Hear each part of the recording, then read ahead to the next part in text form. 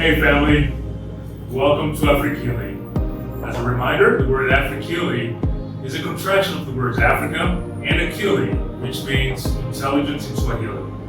That's the most spoken language in Africa. So AfriKili stands for African Intelligence. Now if you viewed our first YouTube video last week, or if you've been reading our blog, www.afrikili.com, you know that AfriKili advocates for the creation of a federal United States of Africa by focusing on three pillars: Pan-African history, business, and political action. So there you have it.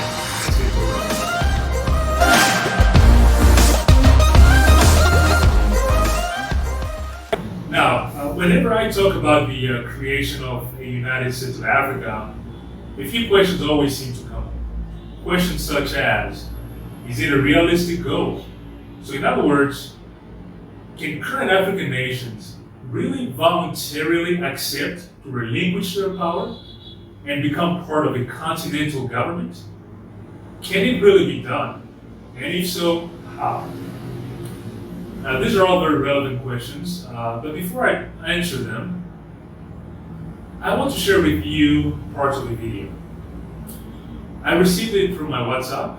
Somebody shared it with me, and it's a video that shows migrants who were trying to cross from Turkey to Greece on a dinghy. Now, a dinghy is a small tug boat. So these migrants paid passengers who unfortunately overloaded some poorly inflated dinghies, and without any surprise, the boats capsized and somewhere in the middle of the sea. And so many people died, very sadly. Men, women, children. So really, once again, the African continent is being robbed of men, women, children who could have potentially contributed to making their communities a better place. Frankly, I did not expect to share that video with you. But once I received it, I just felt compelled to do so, because I think it's very relevant to the topic of the United States of Africa. So let me come back to those introductory questions. Can current African nations really voluntarily accept to relinquish their power and become part of a continental government, a continental federal government? My answer is that not only can African nations do it, but they must. And you know what? The population is ready. Because you see, the times are too grave and the urgency is real. Clearly, the current micro-state model has not worked, because we're maintaining national borders that were drawn by colonial powers during the Berlin Conference of 1884. Clearly, that has not worked for the African continent. Let's not forget that it's not that long ago that these artificial borders were imposed on our great-great-great-grandparents by the colonial powers, but without any of their accord. And clearly, those borders were not drawn for the benefits of Africans. All right, that was done during the scramble for Africa with the purpose of helping colonial powers continue to exploit and carve the African continent. So those borders are a shameful heritage of colonialism. That reminds me of what the former Tanzanian president, Julius Kambarage Nyerere, when he said that we need to renounce that shame. So if you come back to the video I shared, the WhatsApp video, it had migrants from the DRC, the Democratic Republic of the Congo, and Cameroon. Ironically, I'm currently in the DRC, where I'm shooting this video. This country has so many natural resources that it could easily be the richest country in the world. As a matter of fact, the entire African continent has so many natural resources. So it is both heartbreaking and infuriating that people from a continent that is potentially the richest in the world would feel so desperate and so hopeless that they would risk their lives on dangerous missions, adventures. Risk not only their own lives, but their kids' lives. And all that because the continent has political leaders who frankly are unable or unwilling to utilize the resources for the well-being of their people, of their populations. As you know, most African nations gained independence in the 1960s. Well, let's look at what happened in those 60 plus years. Most African countries are still underdeveloped, and none of the countries have been able to really maximize their full potential. And sadly, some countries have even regressed. And this is mainly due to weak leadership, poor governance, and also the seeds of division that were planted to allow for the continued exploitation of the continent's natural resources. So whether you look at South Africa, the Congo, Nigeria, Kenya, Senegal, Tanzania, Mali, any of the 54 African countries, they most still face some of the similar problems. Like the most basic access to education, food, energy, healthcare, clean water, and other basic necessities, well, those are still not universal. Many of the young people, the youth, are still disenfranchised. There is massive unemployment. There's massive inequalities between the haves and the have-nots. Wealth is very often hoarded and divided among a very small and corrupted elites. The political class, well, mostly corrupted and unaccountable to the people. Democracies are not thriving. And that's because many of the political leaders are not legitimately chosen by the people, and they do not truly govern to represent the interests of the people. Clearly, radical changes are needed for Africa to truly rise. But also, for us to have development on a large scale. Now, I want you to understand me correctly, all right? This is not just an anger tantrum or some kind of Africa bashing. Absolutely not. This is a call to action. Because you know what? Despite all of these challenges, the African continent is still a very beautiful continent. It has some of the best economic growth prospects of any region of the world. The potential is just mind-blowing. However, in my opinion, we need a Pan-African awakening if we want to maximize the continent's resources. And also if we want to guarantee the well-being of all Africans, not only in the continent, but also in the diaspora. So the changes that AfriKili is advocating for will be difficult to implement if Africans do not unite across the entire continent. As we have clearly seen, maintaining colonial borders, artificial borders, has obviously failed to develop Africa in 60 plus years after the independence movements. It is time to fully embrace a different model. And I know that just like me, many of you out there are just fed up with the status quo. And some of you are already fighting to change the course of the African continent, and I really appreciate that. But you see, the changes that we seek will not happen if only some of us are fighting.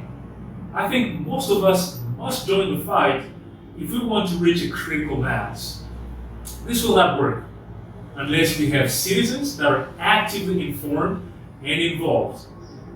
The fight for a United States of Africa has to happen both on the African continent, but also in the diaspora. So it's important to note that whether you are in the diaspora or you're from the diaspora, you have a big role to play in the AfriKili fight. Let us not forget that the Pan-African dream and the fight for a United States of Africa actually begun with great men and women in the diaspora. There were people like William Edward Burgard Du Bois, W.E.B. Du Bois. He was the first African American to obtain his PhD from Harvard University, and who also in 1909 co-founded NAACP, which is the National Association for the Advancement of Colored People.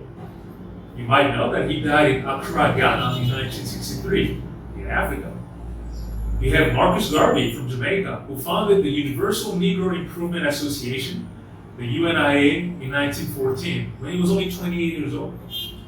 You have people like Henry Sylvester Williams, who was a barrister or lawyer from Trinidad and Tobago, and in 1990, he organized the first Pan-African conference in Westminster Town Hall in London. You also have people like Aimé Césaire from the Martinique, who founded the Negritude movement. So the list goes on and on. The point I'm trying to make here is that you have brothers and sisters in the diaspora whose ancestors were taken out of Africa over 400 years ago, but they were the ones who led the fight for African unity at the end of the 19th century and the beginning of the 20th century.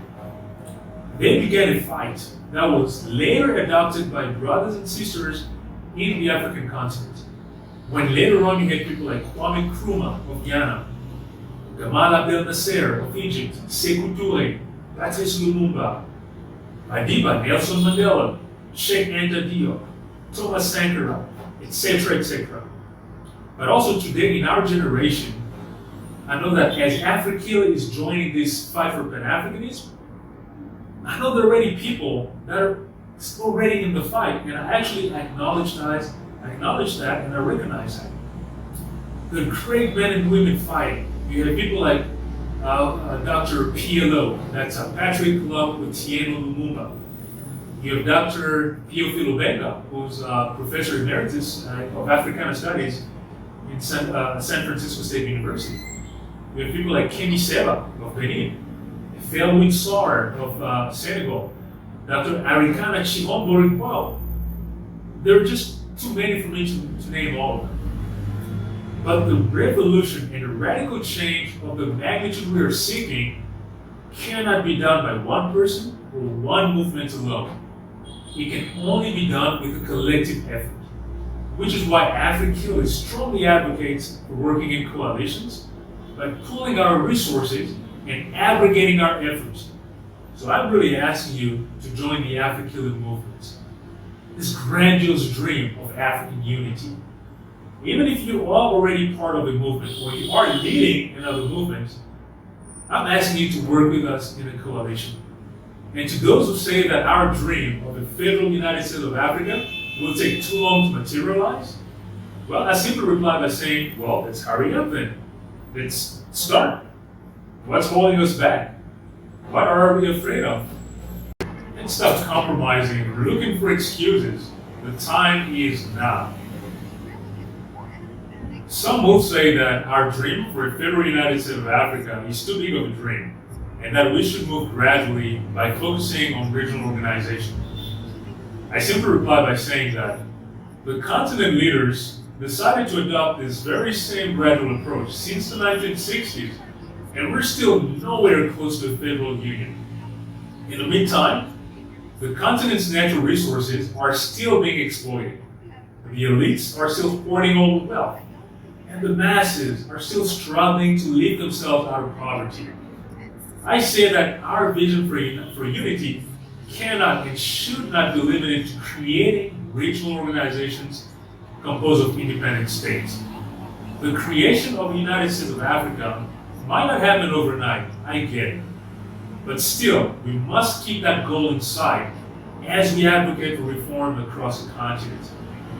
As the saying goes, we must advance with the end in sight. So just because the African continent was never united under a federal government does not mean that it cannot happen.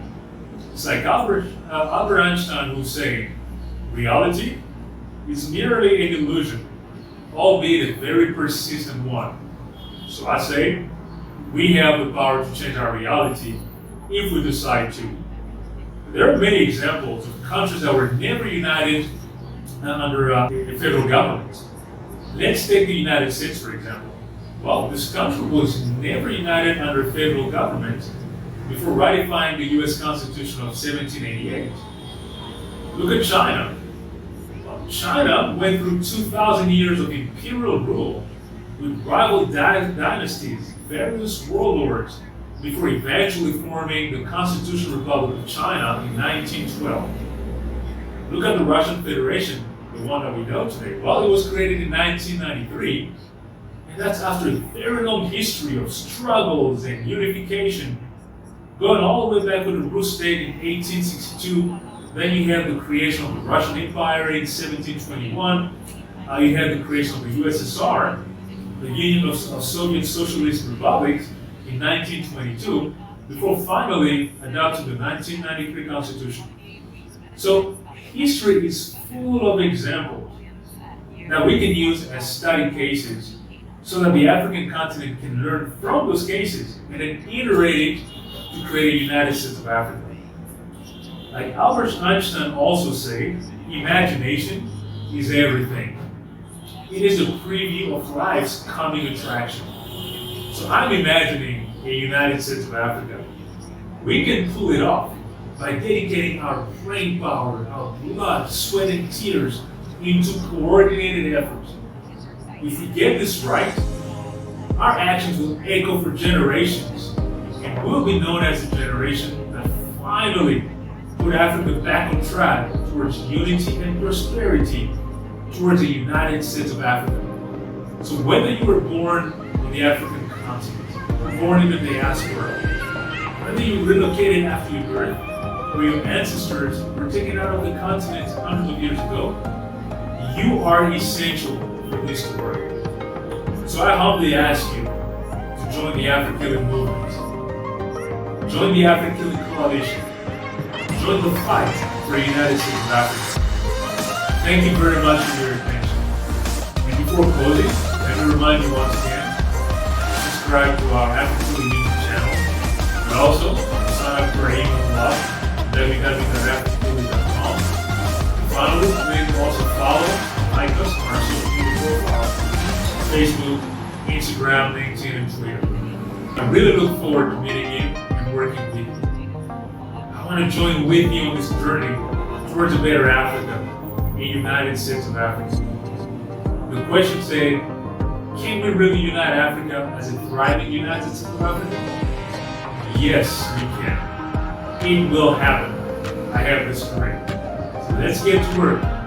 AfriKili, African intelligence to build a new Africa. Peace be with you.